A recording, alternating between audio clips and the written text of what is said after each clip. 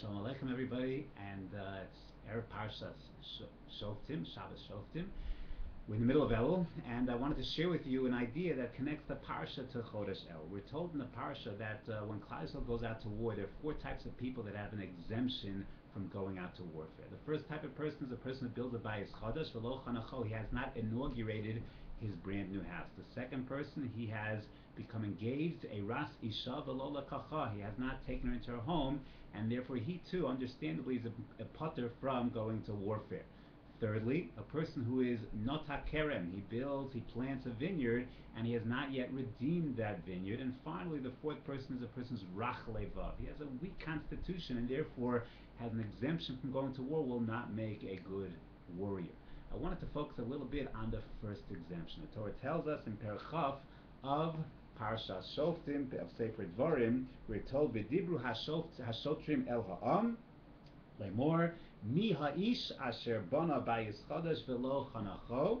A person that builds a new house and he has not inaugurated it, yelech v'yashav lebeso. He should go back home, doesn't have to fight war. Pen yamos b'milchama v'ish acher, and another person will go ahead and yechanchem. So a person has an exemption if he builds a brand new house. Very, very understandable. Person is connected to that house. It's his toil. Give him the opportunity to, if you will, inaugurate the house, live in the house. And only then will he have to go to war. What's the question? The question I want to pose is the question discussed in the Mishnah in Masechet Sotah Daf Mem Gimel. What's the halacha if a person did not build a new house, but as is common today, he made home improvements? He went ahead and he added a wing to his house. Perhaps he knocked down this part of his house and rebuilt it, made it better. Shiputzim. What's the halacha? Rabbi Yehuda in the Mishnah says that's not called chadash. Therefore, you're not entitled to the exemption from warfare. That's not new. That might be an improvement. That might be better, but it's the same exact house, and therefore, you have to fight warfare. You take a look at the Rambam in the Parish HaMishnah. It's on that Mishnah. So the Mem Gimel, the Rambam says, "V'halacha lo k'Rabbi Yehuda." We don't pass like Rabbi Yehuda, which is a little bit puzzling. What's the difficulty? The difficulty is that if you take a look at the Gemara, the Mishnah is over here, there's no one who argues on Rabbi Yehuda. No one's arguing Rabbi Yehuda, which seems to imply if it's a Stam Mishnah like Rabbi Yehuda, so how can the Rambam paskin against Rabbi Yehuda if no one in fact is arguing on him? That's the difficulty. So comes along the Bein Ish Chai, his Parish on Chumash, and he says something very, very beautiful. He says, well, what is Rabbi Yehuda's understanding and how can the Rambam argue? Let's go back to that word chadash. What does chadash mean? And you want to get an insight into what a word means, look at the first time that word is used in the Torah. The first time the word chadash is used in the Torah is Parshat Shmos, Vayakam melech chadash asher lo yoda es Yosef. A new king came along, a new Paro came along who did not know Yosef. What does the word chadash mean? So there's a machlokes amoron, Rav and Shmuel. Rav says, you know what chadash means? Pshuto kemashmo. Chadash means brand new. A new king. The old Paro died. This is a new king, and therefore he didn't know Yosef. New king, and he's going to approach the Jewish people in Mitzrayim with a new set of decrees. That's Rav. Shmuel says no. Same exact Paro. It's the same exact Paro, but he had a new vision. He had a new focus. He knew Yosef. He was the same person, but he was going to approach Yosef's progeny, the Jewish people, in a radically different way. And that also incorporates the terminology chadash.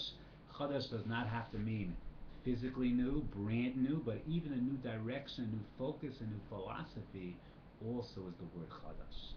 So perhaps, yes, the Rambam does not pass on Rabbi Yehuda. When you have home improvements, you are exempt from war. Why? Because he goes back to Shmuel's understanding of the word chadash. Chadash does not have to be brand new, but it can be what we'll sometimes refer to as new and improved. New focus, new direction, new philosophy, that also is chadash. And as such, it's the same exact house, but you went ahead and made improvements. You went ahead and added a room. You fixed the room. You knocked this down, you made it better. So that also is called chadash. It's not brand new, but it's forging a new path, a new direction, perhaps a different focus. That also includes chadash, and therefore, even when you just make home improvements, that also is called chadash. I think this has a very powerful message for Chodesh Elul, because a lot of times, especially as you get older, but certainly we always confront this, is to start from scratch, brand new, sometimes is very, very intimidating, but that's not necessarily all that El needs, all that what El requires. El requires a refocusing. El requires asking yourself and looking deep inside of yourself and asking, is my focus the right focus? I'm the same person. You don't have to take the Rambam's formulation, Shinui Hashem, Shinui Makkah, move to a different locale, change your name, become brand new. The whole idea of El is by refocusing yourself, reorienting yourself, redirecting yourself. A slightly different philosophy in life, a new direction. That's called Chadash. And that's the Hischadshus we try and engender in ourselves every single year.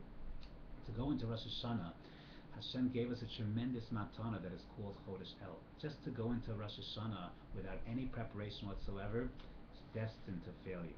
These days, when we hear the clarion call of the shofar, is to go ahead and say, it's time.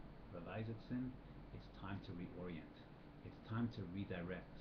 You don't have to go ahead and become a brand new person, but by refocusing, redirecting, reorienting yourself, then yes, that is called chadash, that is called renewal.